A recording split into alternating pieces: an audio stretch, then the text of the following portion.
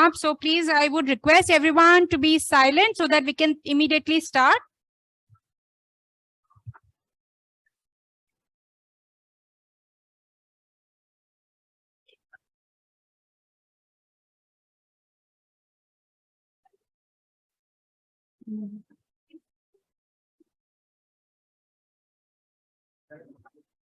All right. Welcome back, everyone. Hope you had a good lunch and hope you are getting a lot of opportunities to interact with each other, to interact with the experts here. Do not miss the opportunity. And so we come back to another session, which is also very interesting. You must have, when you fill the form, there was a debate particular session that, which we keep every year. So as mentioned, the program is also dedicated to listening to our young change makers through a debate format. And so we have two categories. Since beginning, we had two categories. Category A is from 10 to 18 years, and category B we have 19 to 25 years. So we will start with the first category, that is category A, and the topic for this is the topic for the debate is involvement of youth. Is it a boon or a bane? And the moderator for this session we have with us here.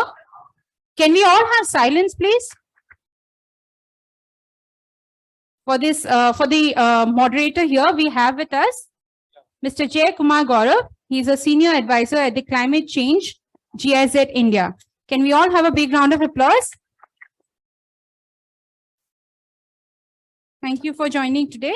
The debaters for both the group 1 and group 2 in category A, I'll call out the names and accordingly, I would request everyone to come and join at the dais. So for group 1, we have Vishal Ramesh from Budding Minds International School, Chennai. We have Sanjam Singh from Delhi Public School, Arkipuram, New Delhi. We have Mithili Shankar Nair from Army Public School, Dholakwan, New Delhi.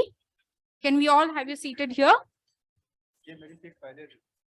From group 2, we have Ayush Utsav from St. Mark's Senior Secondary Public School, New Delhi. Ms. Riya Mukherjee, Sardar Patel Vidyalaya, New Delhi. And Ms. Mannat Kaur from Delhi Public School, Arkipuram, New Delhi. Can we have another round of applause for them?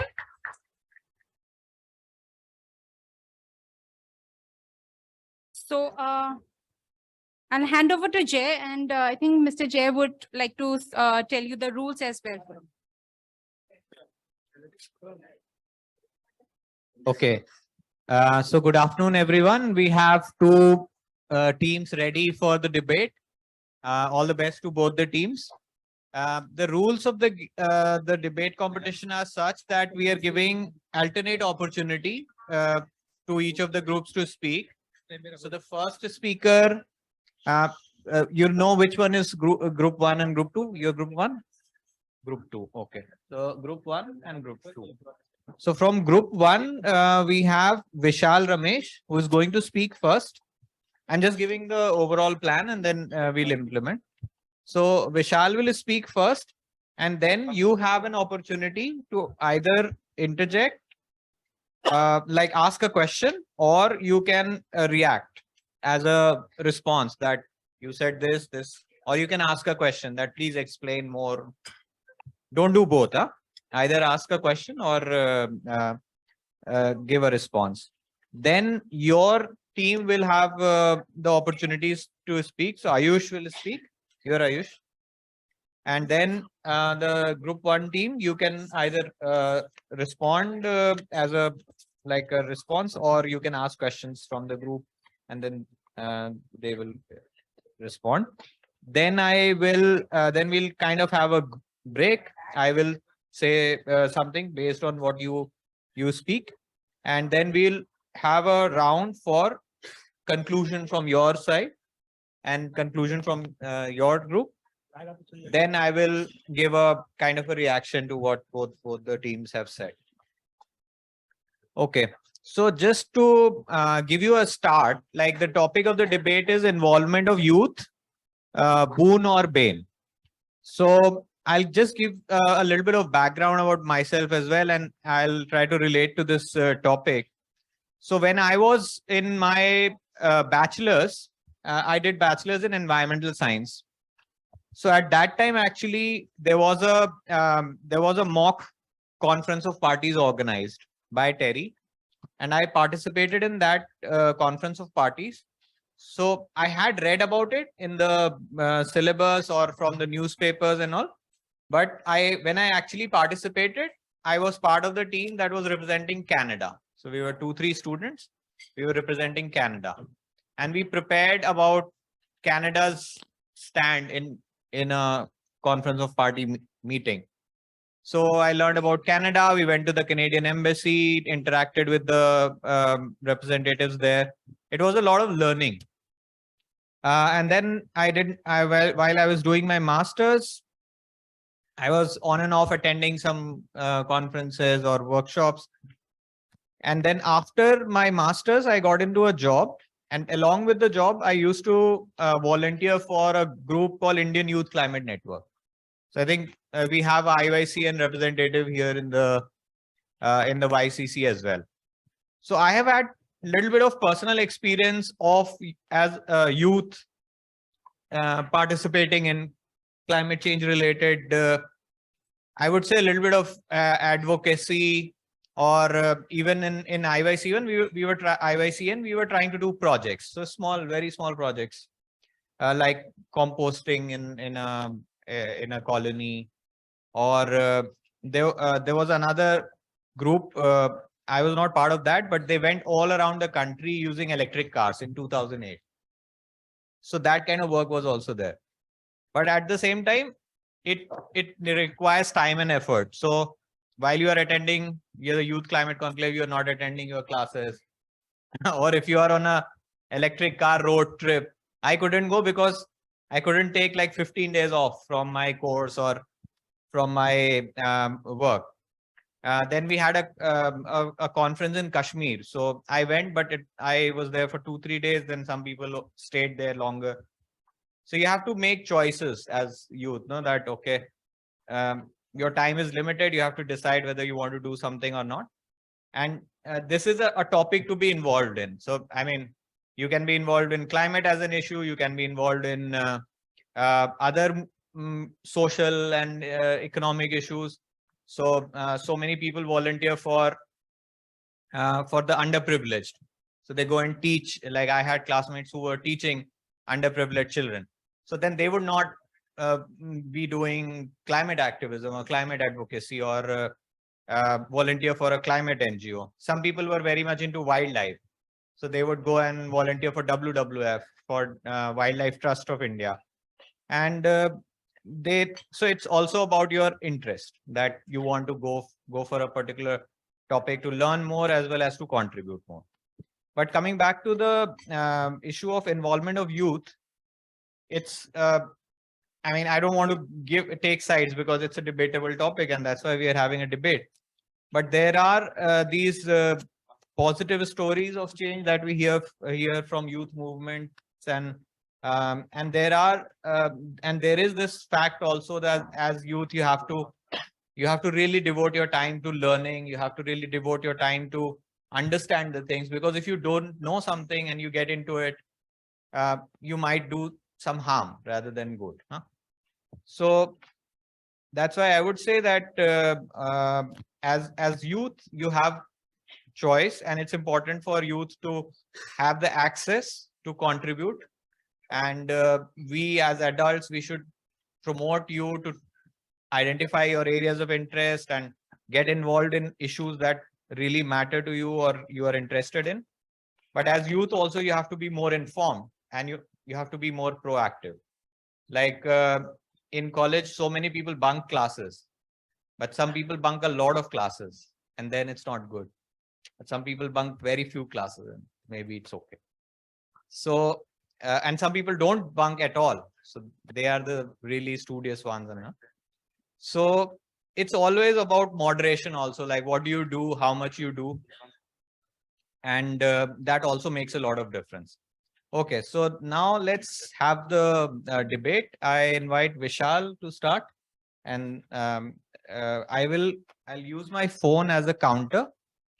So I'll indicate you when we are at 1.5 minutes. So you have 30 seconds left. And then at 2 minutes, we'll close because we have to be mindful of time. And then both the teams will get same 2 minutes.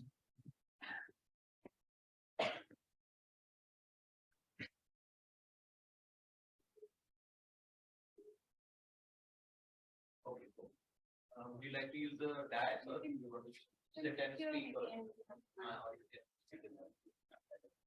okay, start. Significant, important, and many times political issues seldom involve children. This is done because most children are seen as inexperienced and without the expertise and age necessitated by most institutions to actually do political work. When it comes to making decisions in politics and more importantly, the environment, subjects that heavily impact the future of the world, this generation's youth's world, it is absolutely critical and essential that the youth be involved because the leaders of the future need to be heard today. As the climate crisis evolves and worsens and more places are irreversibly impacted by desertification, humans are forced to adapt. And that adaptation starts with the youth, the children who've been born into a world plagued by environmental issues. We cannot depend on the older generations, the ones that were critical to the initiation of said issues, to adapt and enforce said adaptation. The youth may not have the expertise or the experience that is certainly necessary for one to make said decisions, but we tend to be more open-minded, creative, and have a fresh, unbiased perspective on the world. A perspective not plagued by the repeating qualms of biased constructs of helplessness. The youth have the opportunity to rejuvenate humanity's lifestyles, to be more sustainable. The youth was born in a world of great technological advancement, but one of a deeply degraded biosphere.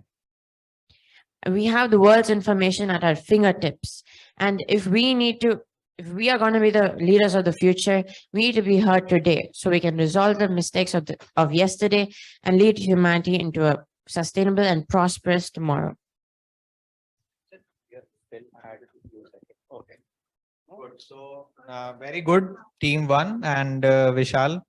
Very good points. So team two, you have decided you want to ask a question or you want to say something in response? Okay. So to Ayush's education point then.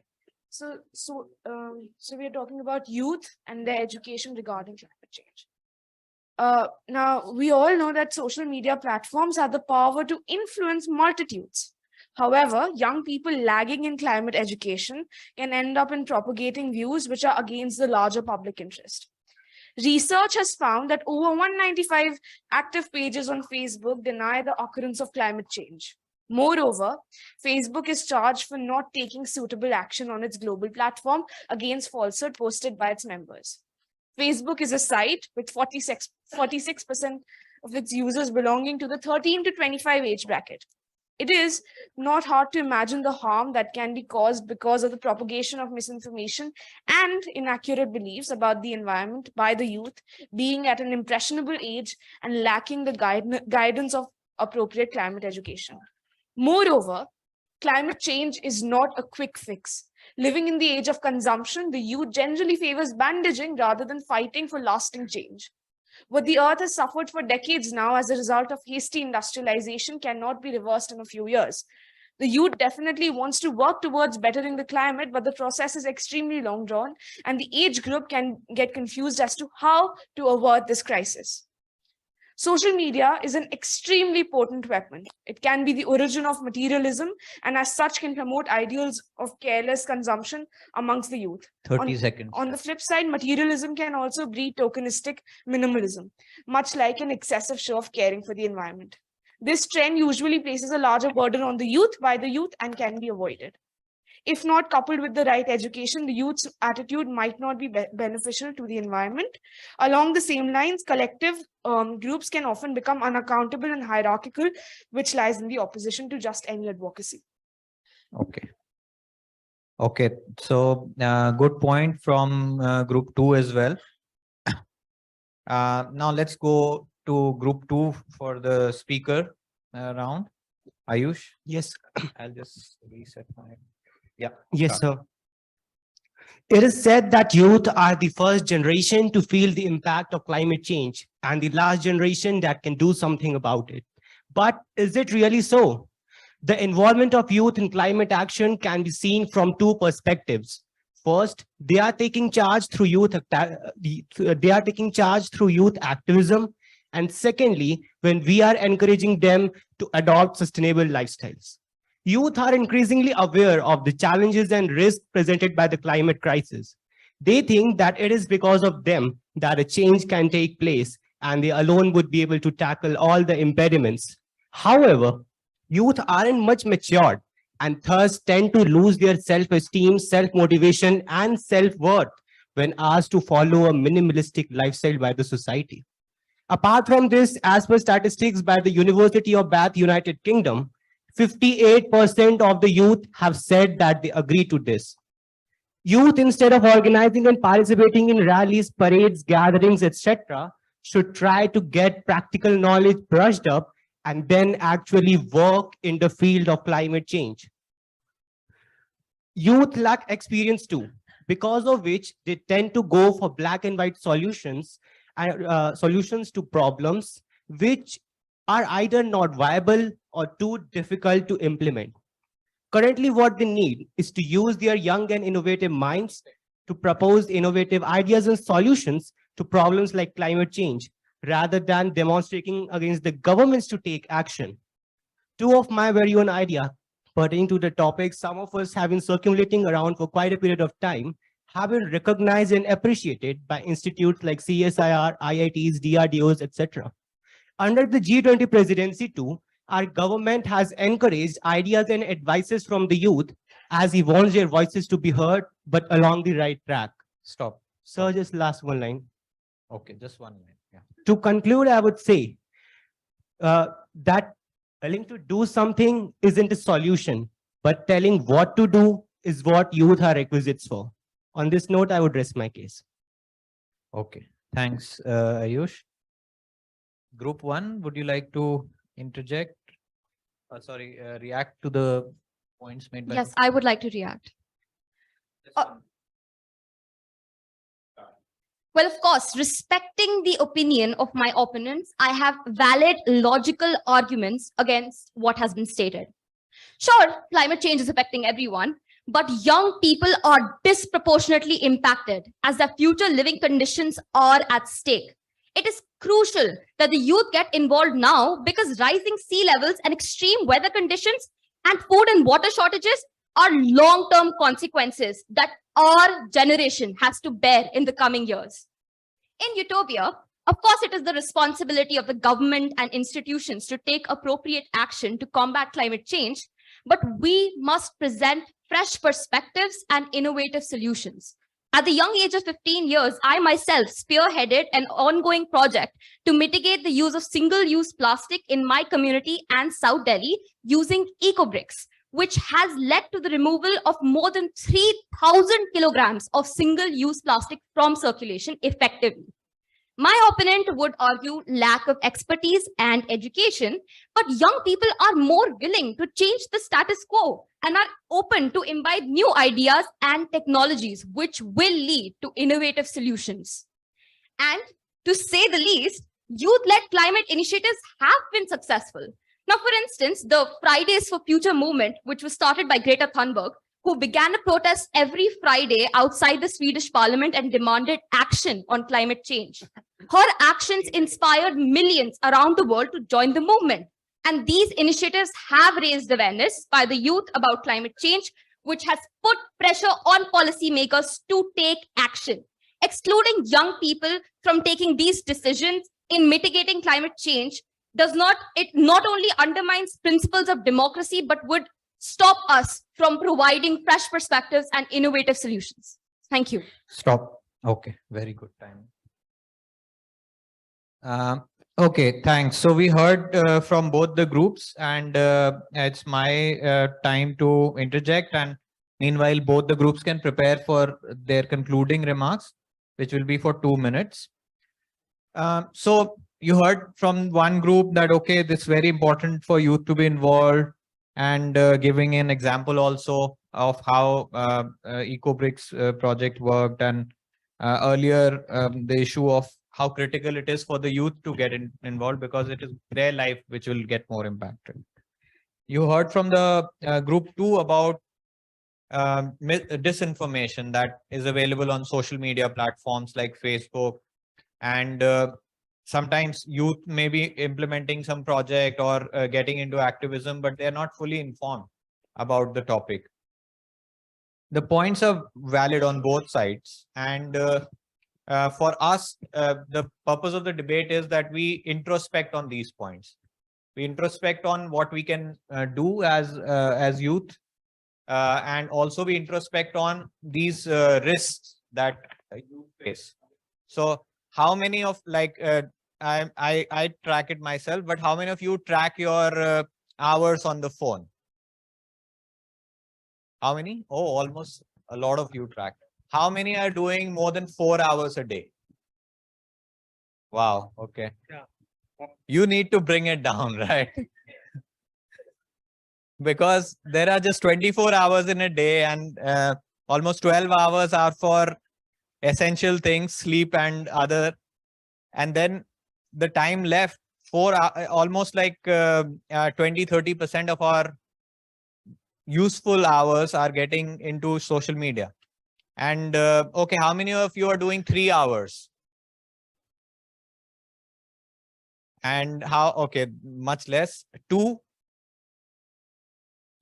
hours, 1, 2, 3, 4, 5 people. Anybody who is not at all spending any time on phone, or very little, 10 minutes, 20 minutes? See, there we have one grown up person and one young guy. But this is also possible, because when I was young, when I was your age, this was not available, and we were still having a good time as well as studying and doing other things. So it's like basically this device is eating in your life, in your time, and you have to really see whether how much value it is bringing to you. And then you have to look at these risks that are like they are in front of us, that how much wrong information we get. Okay, yeah, please just be quiet.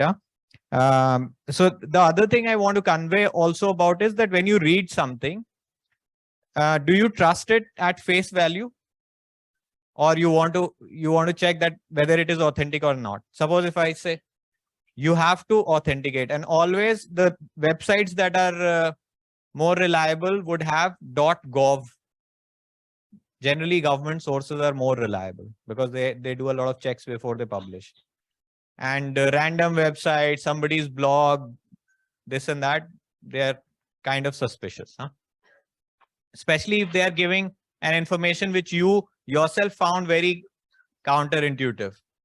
Like even this, there was this question, no, that there are so many critical materials being used for renewable energy production, like devices. You make solar panels using so many metals, and you have to do mining. But the and the speaker said that mining for coal, what about that? And also this was a campaign to give information which was counter to the information that we need to promote these technologies. And then there was a lot of research done and provided by certain platforms, just opposing this fact that it's not that we are going to use all the materials in the world to achieve decarbonization. And there are publications around that. But the more prominent narrative has become this narrative that, oh, we are going to do so much mining to get into electric vehicles, to get into solar and wind and other renewable sources. Okay, so I think both the teams are now ready with their concluding points. So let's start with group 1. Let me set my timer. Okay, so you have 2 minutes to conclude. Start. Good afternoon. To conclude what my teammates said so far, the involvement of youth in responding to climate change adaptation and sustainable lifestyle is undoubtedly a boon. The youth brings fresh perspective, innovative ideas, and enthusiasm to create a sustainable future. They have the power of social media and the internet to connect with like-minded individuals and share their ideas with the world. A lot of youth products have been launched successfully. By involving the youth in creating a sustainable future, we're also investing in their future. They feel a sense of ownership and responsibility, which can have a positive impact on their mental health, overall well-being. Moreover, the youth are not entirely inexperienced to address environmental issues, as they're experiencing it every day in the form of air pollution, floods, climate change, rising of temperature, etc. They have the technical skills and knowledge that is necessary to address climate change issues. However, we must also acknowledge the challenges that must be addressed to ensure that the involvement of youth is effective. Providing the necessary resources and education to young people is crucial to empower them. Furthermore, political will is necessary to address environmental issues and prioritize environmental protection over economic development. In conclusion, we cannot ignore the involvement of youth in responding to climate change adaptation and sustainable lifestyle, because they are the ones who will inherit the planet and it is their lives that is at stake. So let us come together and create a sustainable future for generations to come. Also, why shouldn't the youth involved in responding to climate change issues? After all, it is my future too. Thank you. Good.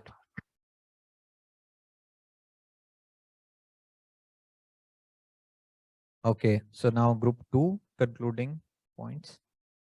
Sure. Youth activism has paid off and has had good impact, but at the same time, it has also gone wrong many times. It's been seen that there's a lack of broad vision, accountability, and responsibility among these groups. For instance, there was an incident where a proposal was brought up of setting a gold mine in Rosiana, Montana. However, a group of activists straight away started demonstrations on how it would pollute the water with cyanide, not knowing the better impact that having a gold mine would have. They just saw one aspect of it, the environmental aspect. But at the same time, it was seen that that project could have increased the economy of the country and could have increased the employment opportunities as well. Secondly, Greta Thunberg, an activist in one of her activist movements, said, if science is so clear about climate change, why don't we stop and change our ways? Well, we all know this world is way more complex than that. And simply saying change our ways won't do it, because this society was built on the model of fossil fuels, and eliminating them in just a statement won't be possible.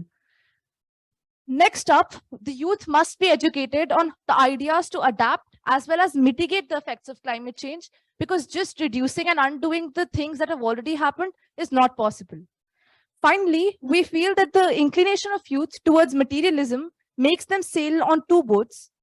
They advocate for climate change on one aspect, but at the same time can't stop obsessing over the latest fashions, while we know how water intensive the garment industry is.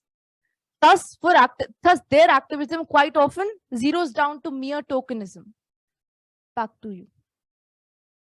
Okay, thanks. Group 2. So yeah, that kind of we conclude the debate from both the groups. Very good points made, and it can't be conclusive like yes or no answer. That's why it's a debatable topic. And you heard points in favor as well as in against.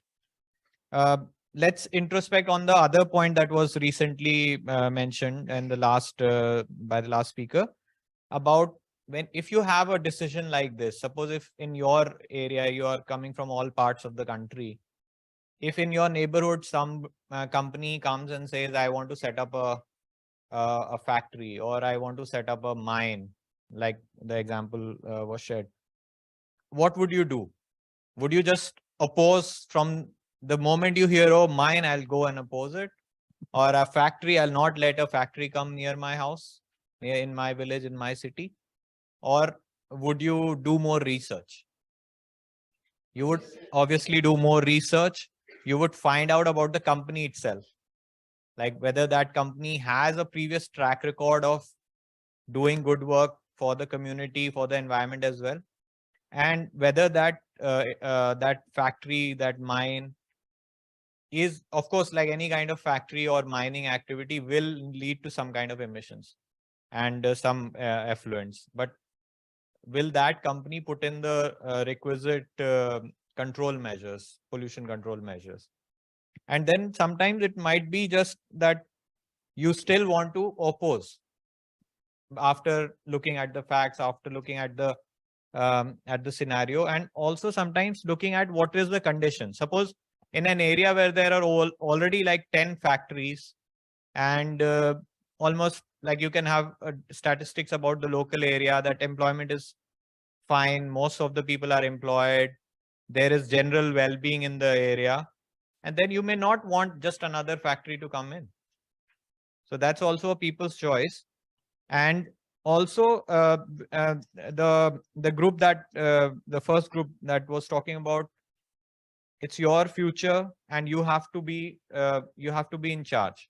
So are you like creating those opportunities to have a dialogue with the policymakers, with the implementers in a way that is more informed and in a way that is more consultative? So one can do strikes, and that's also a way of putting your point across.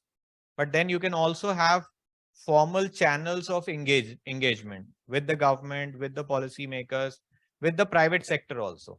So for even a facility, a factory near your house, you can talk to the factory manager about issues that you think are not being dealt properly. For example, there was one case where there were a lot of trucks going in and out of a particular industrial facility, and people nearby, they realized that there's just too much traffic, and the timing of the traffic as well as the dust and pollution, local area pollution that was being created. So they could have gone to the authorities and complained about the company, but rather they decided to talk to the company people and said that, okay, your timings are not right. You have to change the vehicle timings when they arrive. And then you have to deploy measures so that there's not so much dust and there's not so much of a local pollution. And the company acted on it. So sometimes you can find out local solutions by just talking, by just consultation. And sometimes you have to get into more extreme ways of like protest or strikes. So I would say that as youth, you have the power with you to change things. And you have so many examples of people who have changed things. You are in the information age where you can access any kind of information on your phone. You can access anybody, at least his views or her views on the phone. So use this opportunity to be more informed, use this opportunity to be more impactful, and be cautious about the risks that are there of disinformation, of wastage of your time and energy, and try and avoid those pitfalls. Okay, with that, I would like to conclude the debate, and good job, both the teams. All the best for your future, and we'll come to know about the results later. Thanks.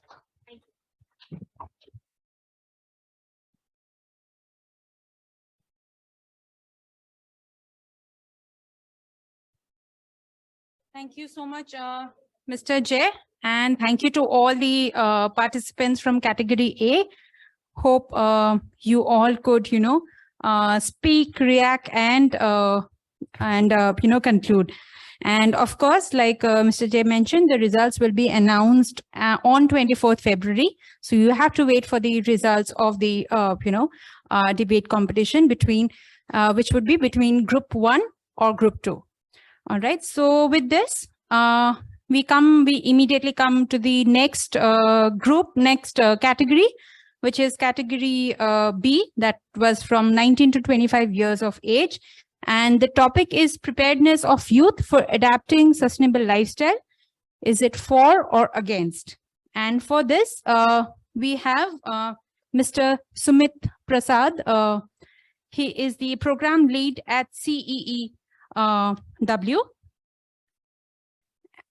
All right, we have with us, can we have a big round of applause?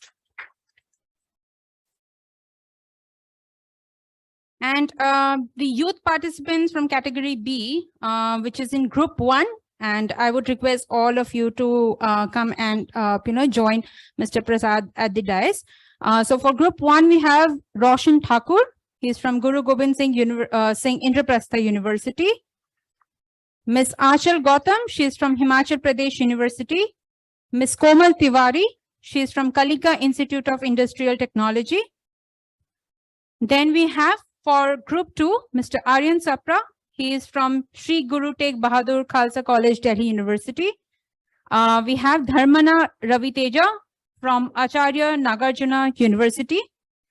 And we have Lakshya Shikha Pawar from Dayal Singh College, Delhi University.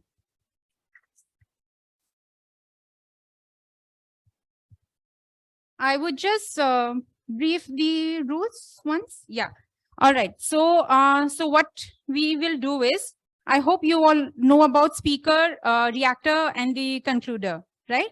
So speaker 1 of group 1, and you have your groups ready. So we have group 1 and group 2.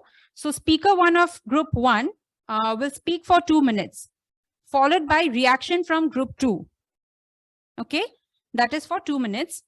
And the reactor can either cross question or, can have the reactor can, either make a comment or have a question. Okay, which speaker has to answer. And that will be for 2 minutes. Then speaker from group 2 will speak for 2 minutes, followed by reaction from group 1. Okay. And the reactor can either make a comment as mentioned or ask question, which speaker 2 has to answer in just 2 minutes within that 2 minutes of time frame.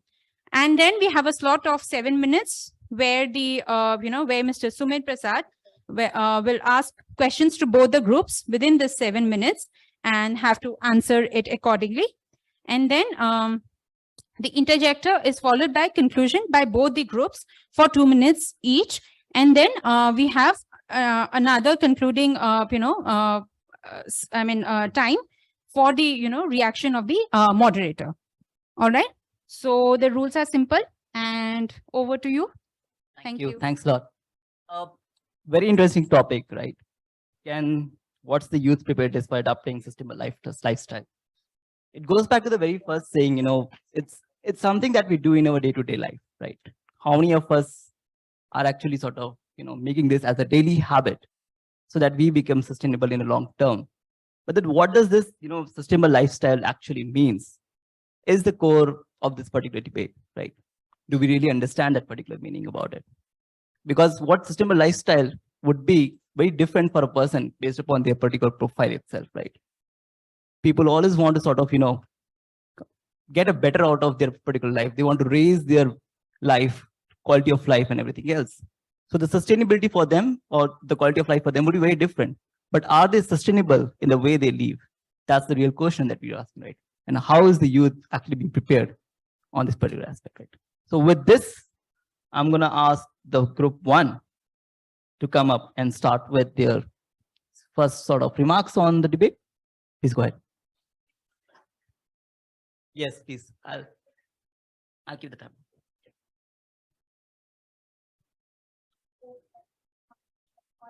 Yeah, I'll do that. Please go ahead.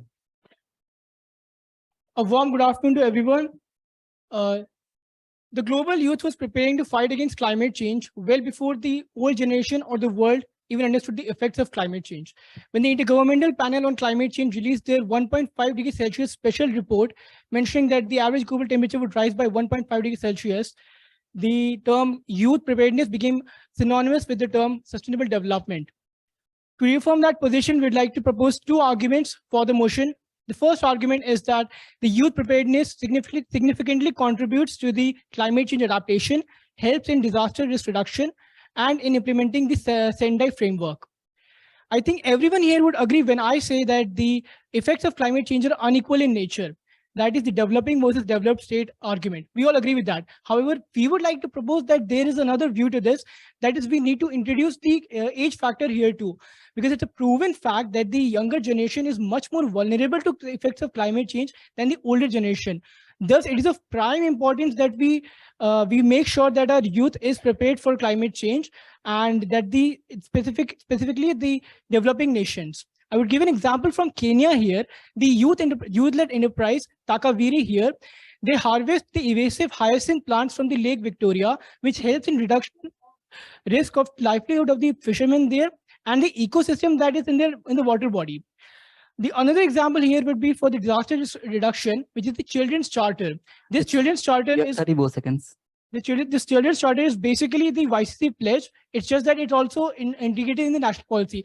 The second argument is that the policy coherence is at the heart of 2030 agenda, and integrating the youth's interest in the youth in the policy making would significantly increase the implementation strategy and the effectiveness of the policies. Just one example from Ghana here, the Green Youth Organization is trying hard and pressure the government of Ghana to implement policies that benefit the youth. Another example is from. Time's up, group one. Thank you. Yep, Just thank you. one more line. All the examples that I've mentioned here are from the developing countries, not a developed state. So make sure to don't undermine the efforts in this debate. Thank you. Thank you, group one. Some interesting points, interesting angle to look, the youth's participation from system lifestyle, from the angle of, climate resilience adaptation. You're trying to make it. Any reactions from the group two on this front? Hello. I believe that youth should not be solely responsible for it. It is a duty of government and stakeholders to promote and implement policies to encourage the sustainable development. And my next point is that expecting the youth to make significant change in their lifestyle can be unrealistic and unfair also, because young peoples today already dealing with that immense pleasure for finding such like unemployment. They have to find their employment, and for the people who doing their studies, they have all the stuff like they have assignments, records. So it is extra burden. And my next point is that sustainable living can often be more expensive and require more effort than conventional living. This can make it difficult for young people who are often on limited budget and it adopt sustainable lifestyle. We need to make sustainable living more accessible and affordable for all, not just for the youth. And my next point is that we must also acknowledge that they face several challenges in adopting sustainable lifestyle.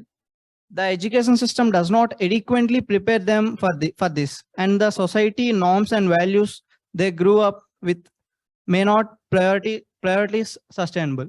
And my last point is that while it is that governments and other stakeholders have a responsibility to promote the sustainable lifestyle, and we should not underestimate the youth. So it is for some less actions we get, what is that called? The reaction will be more for less actions. For example, if we do small activities in our villages, some of the people may inspire from us. So thank you. Thank you, group two. I think the points made by both the groups are to the point, especially the point on being expensive is a very important point considering the lifestyle to be under the question, right? Moving to the speaker of group two. Over to you for the next set of remarks. All right. Hi, I am Aryan. Thank you so much for the opportunity. I'll just straight get into the debate. The question that we have here is the youth prepared enough to lead a sustainable lifestyle?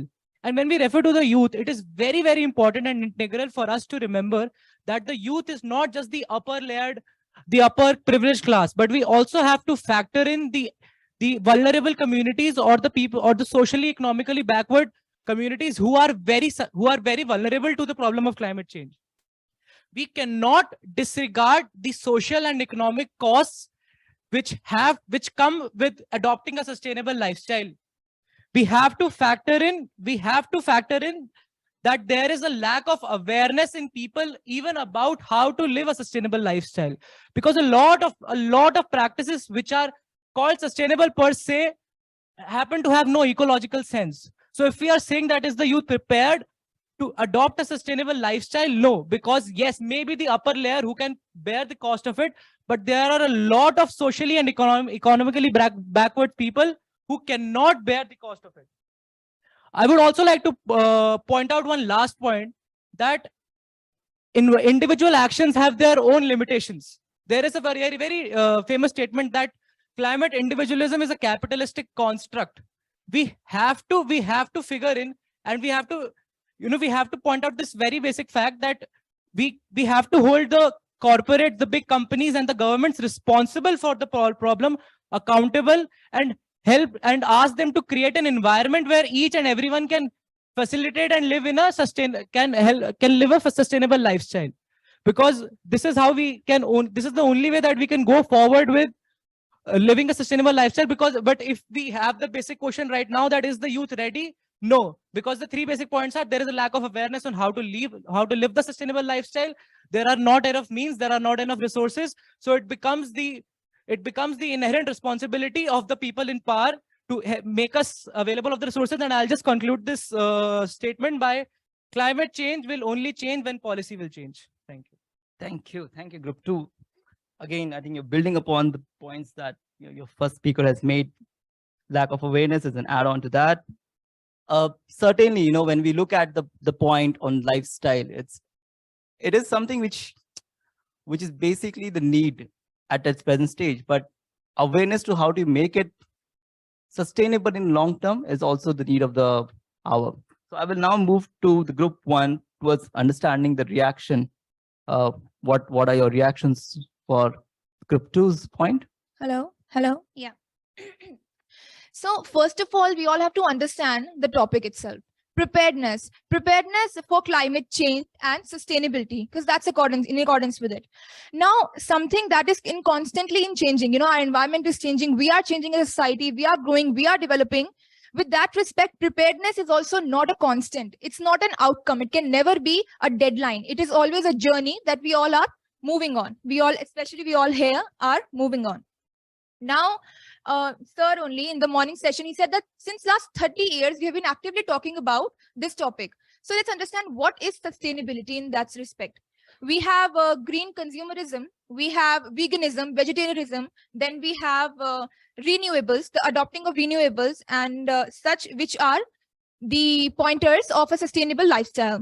Now, we have to understand that mitigation and adaptation go hand in hand. And talking about youth preparedness, we had Miss Hita Lakhwani. She is the Climact founder, who is right here with us. Yesterday, we had a session with Miss Prachi Shevgaonkar and for the Conclave the Globe application. So we see that the youth is actively involved. And then another very interesting is Megha Priya. She is one of the architects who didn't choose the conventional architecture approach and went for the green building concept. And the IIM IIM Visakhapatnam campus received a 5-star rating from Griha because they all worked on the green building concept in it. Now, to come to your questions, you talked about government, stakeholders, and corporate being more responsible and being the person whom we should point out to. So, 2 points here. One, we can't wait for them. We youth have an advantage that, talking about the population of a country, more than 50% are below 25 years old and more than 65% are below 35 years old. We have this opportunity to work as a pressure group to create pressure on these stakeholders with respect to the pointers that we want to make. Also, my friend here made a point about underdeveloped nations and they're working on this topic. Last 10 seconds. So if they can't, if they have no reason, if they, after being an undeveloped nation, they can still work for it, why can't we? And about the expensiveness of it, again, the pressure group's point would work. Just a second. And about the busyness of our students, we can say that we all are here, we all are present here out of our busy schedules. So, and we are putting in our efforts. And we can't wait for the people to act. And yes, about the vulnerable communities. You may now conclude quickly. Yeah, I'll conclude. the vulnerable communities, the tribals who have had a immense connection to the environment, and the ones we have had so many historical tribal acts and movements with respect to the same thing. So I believe when we talk about youth, we have Greta and so many other activists, and we have all of us here, which is an example that youth is actively involved and is prepared with respect to the current social, environmental, and Thank economic you. condition. Thank you, group. Thank you. Thank you. I mean, those points were, to the they really hit the stone, and you actually stole some of my points of interjection, right? Doesn't matter. I think, in the meantime, you guys can prepare your conclusion statements. I'll just share my thoughts in this entire narrative of sustainable lifestyle. I think that's something, since the time when I, did my MBA in business sustainability from Terry University, I was very passionate about moving the needle. And I always believe that, a single individual can do these small bits. And at the time, we can get a group of people and a huge set of people who can which can actually lead to a big movement at a larger goal that would be beneficial for the entire planet, right? So with this, I've done a lot of initiatives, but then what the problem which I really face is this entire process is the motivation that we miss at times to continue with the way that we want to do it. Let me tell you by the very fact that at its present state, what is the population of the world? Can anybody just tell me? Yes. Yes, it's about 7.88 billion. So we are close to 10. And which is the highest populated country? India has overshot China. It's about 1.4 billion. And as group one clearly highlighted, we have about 50% of, youth population in India. Imagine, I'm sure that, this youth population would have, parents, they have relatives. Imagine the influence this youth population can create in the entire Indian population, towards bringing or towards incorporating sustainable lifestyle. But the question here is this, how many of us are willing to not to buy a car and travel via train or metro? Can you just raise your hand? When you grow up in your stretch of your professional life, are you willing to not to buy a car and go via train? Let's hope that this remains. Let's hope that this remains, because this is a very practical question which you will face when you grow up in your stretcher, right? The reason I'm saying this is because everyone in our life would like to, professionally grow. They want to have a good house. They want to have, they want to travel abroad. They want to live the life, right? But then we have limited resources at our hand, right? We cannot keep consuming the water the way we are consuming at present. There is no water monitoring at all at the various places across the country. There is no, the way we use our energy resources is huge, right? But are we really talking about it? We do have policies now that has come into place where we are now improving our energy efficiency. We are improving but the way we are sort of also generating waste is huge. The amount of discussion that we're having on e-waste these days is huge.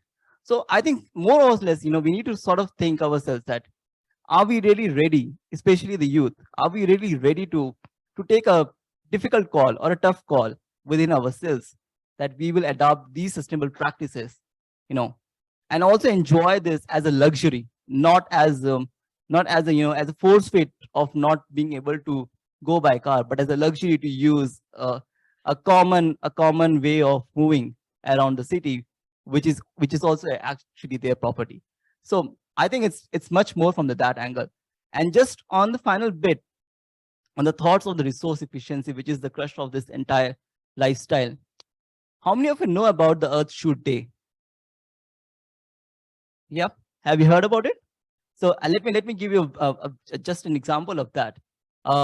So each year there is an international entity which actually sort of monitors that, how much amount of energy, how much amount of resources and the services the humans have consumed within an year versus the Earth's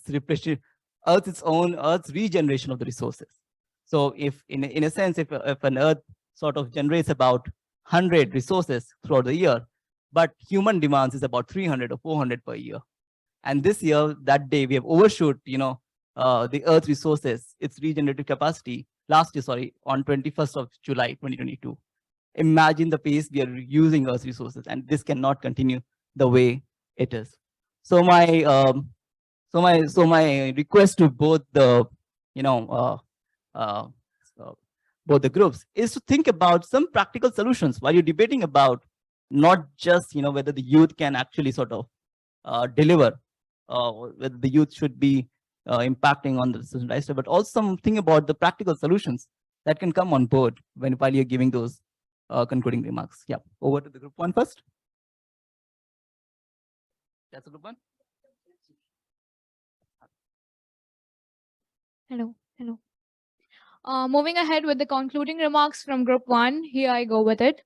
The willingness to adapt to a sustainable lifestyle was tested through a questionnaire among students of Mendel University in Brno, who are theoretically well informed about the topic. Overall, 417 students answered, that is 19% of the respondents. The students generally recognized the need to address environmental issues, and 90.6% intended to change their lifestyle in this direction. Climate change is here. As its impact intensifies over time, it is the children and young people of today who will face the worst effects, probably being a reason why the youth needs to be prepared. After the IPCC's 1.5 degrees Celsius special report, youth preparedness has become a synonym with fight against climate change. The two highlighting point that group one included in our session was inclusiveness of youth's different age groups, as it would help in disaster management reduction and implementation of Sendai framework with regards of underdeveloped, developing and developed nations, which cannot be undermined. Policy coherence for sustainable development is at the heart of the Agenda 2030. A systematic change to enhance intergenerational solidarity is urgently required to address and remove inequalities and to tackle structural barriers to meaningful youth engagement. Preparedness is not a deadline, rather a journey of contributions and the youth by the youth, including eminent youths like Hita, Prachi, Megha, and all other co-members of me present at the Youth Climate Conclave 2023, the third edition of YCC. Are we ready or not? The question asked by our moderator, sir. Well, the answer to this question, is the youth ready or not, is the youth prepared or not, does not have a collective answer at all. It is an answer which has an individual realization to each one of you. It is an answer that comes out of the effects of the changes that you make every day. So the answer to the question, is youth ready or not, is with you. Let's see if you get to the answer or not. Thank you. Thank you, Group One, for that excellent concluding remark. Again, these are the points which we are actually looking forward to, and this is what we need. We want the youth to be ready towards, integrating those sustainable practices in their day-to-day life. So, yeah, over to Group Two. I know Group One always has a leverage with respect to the topic itself, but then I think it would be interesting to see that, how you're sort of even addressing those challenges. So, good afternoon, everyone. So the conclusion of Group 2 goes like this. It's informative to talk about the achievement of people sitting here, but I would like to say that according to the report of International Labour Organization, in absolute terms, child labor for the age group of 13 to 17 years age range is highest in India. That amounts to 5.8 million youth. How can our youth be prepared for adapting a sustainable lifestyle when they are getting prepared to load and unload the bricks? Adaptation is the response to our economic system. But how can we adapt when the sustainable lifestyle is 75 to 85% more expensive than the conventional expenses? It is the report which was given by the government of New Zealand. Group 1 talked about the inclusiveness. I would like to highlight that India ranks 110. I would like to repeat, 110 among 169 countries in the Social Progress Index, which correlates with lack of access to the resources. It's not just about male, female. It's high time we talk about non-binary gender also. And we totally agree that there are lack of resources, lack of awareness as well. Thank you. Group 2, very excellent point. Again, these are the points which actually are the real challenges which the youth are sort of are facing towards preparedness of towards incorporating lifestyle. I'll again come back to the basically summarizing the entire debate and also giving my sort of a little bit of conclusion remark on that. I think in today's world, we need to first decide whether we want to become a consumer centric or not, right? And the youth has the power. As in the previous session, we were looking at it at how many of us use mobile phone for how many hours. And within that, we are getting attracted with a lot of consumer stuff that is going on, the services that is going on, be it video surfing or be it anything else. And to some extent, we are attracted towards it. And that's all consumer centric, right? We all want iPhone 1, 2, 3, 4, 5, 15, 16, whatever it comes on. It's all consumer centric. And to the extent possible, and it's a call. It's a tough call also as a youth that you guys want to do it. But then it's also something we want to realize that in our history that we have a lot of sustainable practices that we used to adopt, right? We never had plastic plates previously. We used to use cooler cup plate and everything else, right? So it's very different, which is actually now losing its space. And coming to the point, yes, it has become now much more commercial. We have now purchased that. Earlier, it wasn't that much costly. It is now much more commercialized, right? So we are losing that. We are losing that sort of narrative. So again, excellent points coming from that. Completely agree. But similarly, when I also see the points where where the youth involvement is extremely important and where the youth can also integrate their ways of the innovative ideas within themselves and come up with very unique solutions within their own family setup, within their own community. They can be the influencer at a great level, right? They can influence their parents, they can influence their relatives towards, or at least, when they go outside, you can say that, why do you use car? Please go by a bus or metro. Everything is available, right? So those sort of an influence where I think that, youth can play a lot more role, right? So I think it's not just about the preparedness. It's also about how actively youth wants to pursue sustainable lifestyle. And to all the people who are here, it is your future, right? And as I said, we have 50% of the population is youth. And you guys have all control over it because you are the influencer in your community.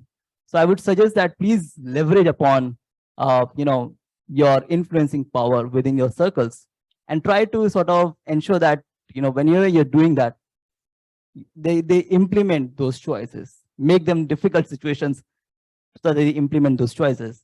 And in my last remark, I'll just sort of say that in the concluding remark of, I'll quote Mahatma Gandhi here, where he says there is enough for everybody needs and not for anybody's greed.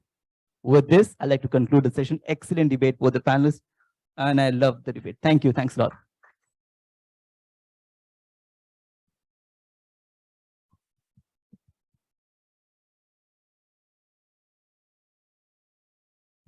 Thank you, everyone. Thank you all. Anything before we conclude with this session? Anything from the audience? Any reaction, conclusion? Anything? Yes, Mannat, you were already a part. Okay. All right, group category B, Mannat has a point to say. Right. So I feel that I took this point from yesterday's sessions.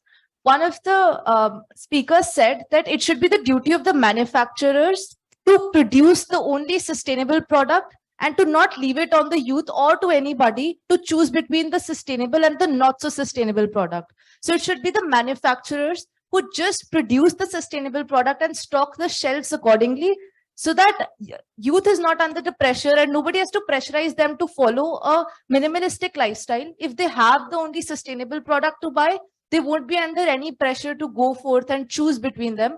And it won't add on to the pressures they already have, such as bullying, peer pressure, school pressure, and even college pressure that many youth face right now. So rather than imposing a minimalism on them and a minimalistic lifestyle, if it's from the manufacturer's side, where they just put the sustainable product on the shelves, it'll be very easy for the youth to choose the right product. May I answer that? Sure. Hi, what's your name? Mannat. Hi, Mannat. I'm Anshul. So that's an excellent point. And yesterday, I'm from group 3 in the discussion panel. So that's an excellent point. You were thinking about it, that in an idealistic situation, like I spoke about the Coke example, if they just stopped manufacturing and using plastic bottles to, get the sale out of the Coke liquid, then it would be such a beautiful situation. The environmental impact it would really help us, right? And the environment as well. But there are a few things to understand. You talked about competition in the market, right? And you also talked about alternatives. So one thing is that we need proper R&D, right? Research and development in that sector, that alternatives of plastic can come. Because listen, Coke has, I'm taking the Coke example, nothing against Coke, but suppose any large company, it's like a conglomerate, right? It has so much investment, so much money, so much outreach, so much influence in our country, in the world itself. So shifting entirely from one point to another takes in a lot of expenses, lot of investments, and there's also stocks, right? So they go up and down. So definitely, if it comes from the people who are the private companies, it would be an idealistic situation, but it will take time, while including the R&D as well as considering other economic and social factors. So that's what we say. Youth involvement at the moment could be a bane, but in the process, it can act as a boon when the right alternatives to the youth are provided, and when minimalism is not imposed on them, but it comes naturally to them. Right? You're talking about the alternatives. Yes, with time and what youth can do, I really feel, and I've seen so many people here from different states doing the same thing, no matter they are from urban, rural, whatever background or society. They are individually taking the effort, and then they are getting groups like their friends and their family members and all of them to work for a cause, which is what I think as pressure groups we can do, we can all do. And also, I think in international market and aspects and the exim policy, all of that would also come in this respect. Because to take such a huge decision because of replacing plastic with some good alternatives. It's not just plastic. It could be small Yeah, things. yeah, We know of course. garment industry is water intensive, as I mentioned. Sorry, I It's would small effort. want to interrupt here. Mannat, we have given only one, comment just to react or, to have a comment. So I think, yeah, we can have questions from others also. Yeah, but the discussion, of course, will go on, and you can have it during your tea break. Yeah. Thank you, Manna. Thank you for the question. We'll only take 2 questions. Yes. No. The one at the back. Yeah. Yes. Sure. Okay, so this was like related to the group A session. So the first session, it was a point for like Bane. So I'm not so sure. So youth are currently having multiple things to do, and if everyone just like tries to help in climate change and goes to climate activism, who will be there to like check on technology, agriculture, making food, increasing economies, having space research? There are so many other things. How do you expect youth to do everything at the same time? Do you want someone to react? Yeah, I want like one of whom the do you want to one of the people from like Monty. Yes. So that is a good point. Yes. The youth already has a lot going in for their careers. Some may want to be astronauts. Some of them might want to be politicians. But why the youth come in right now? The youth come in right now, no matter what their age is. Are they in college? Are they in middle school, high school? That doesn't matter right now, because the problem has progressed so far, but we're pretty much too late at this point. So we have no choice but to make a small sacrifice, all of us, not just the youth, even the adults, to sacrifice some of our lives to better the world. No, I think we have one over there. No, you have already, had your chance. We had one at this table. Anyone? Okay, if we do not have anyone here, yes, you had a question or a Yeah, I want to reaction. say that whenever we talk about climate change, we usually address youth, that youth should be trained. But while I'd like to say that the elders also play a key role, because youth grow under the guidance of elders. And we always say that youth have a new perspective, they can absorb better. But we have to hold summits and sessions to instill that in youth. But overall, the youth may have a open mind and they may absorb better. But when it comes to environment, I think that elders would be able to absorb better because they have seen the transition over the years from the climate change. They have actually observed. We are quite used to this pollution because we are living in that. So that is why that has to be instilled in us. But if we will talk to elders about it, they already know about it. And if they will be trained, then they can train the youth as well because they grow under their guidance itself. All right. Yes, duly noted.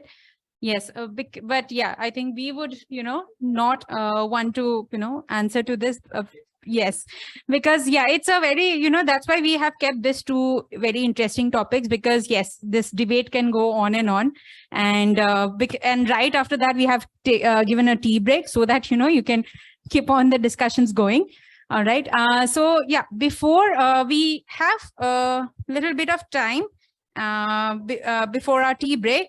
So we have a very, interesting video, which is created by one of the one of the participants, that is Miss Manya. She has a short documentary, and it is by Manya and her team efforts to save wetlands. And